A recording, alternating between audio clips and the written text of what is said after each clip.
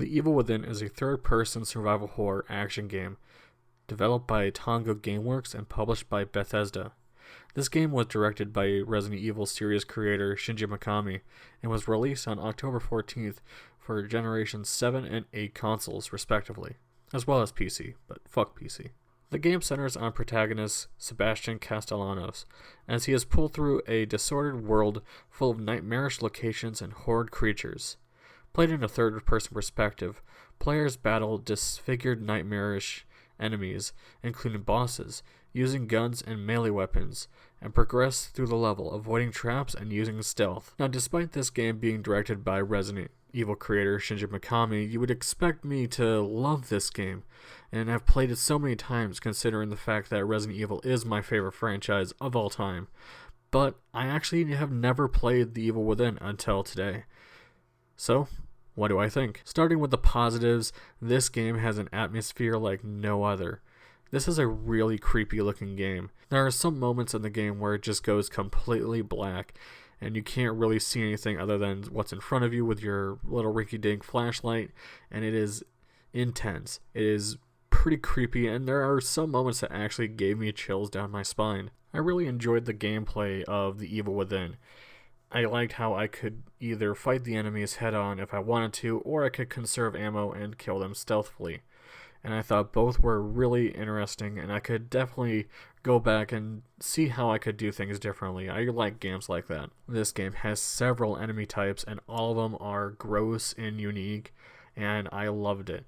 I love how each enemy felt like a threat. For being an early PS4 game, this game looks pretty good.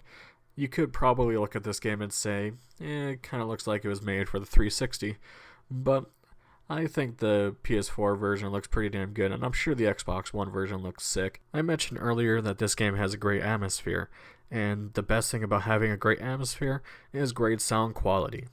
This game sounds amazing. I definitely recommend you play this game with headphones because there's some really creepy noises, and it really does give me goosebumps. I play this game with a surround sound, and it sounds amazing. All the voice acting is really well done. The music is really well done. Overall, the sound quality is very good. The only thing I'm mixed on with this game is probably its ending. While I do think there is a nice closure, it felt kind of rushed. The final boss battle is fun. However, the way he's taken out is pretty easy. Now we get into my negatives, and the major negative I have is that all the characters are generic, boring, and uninteresting.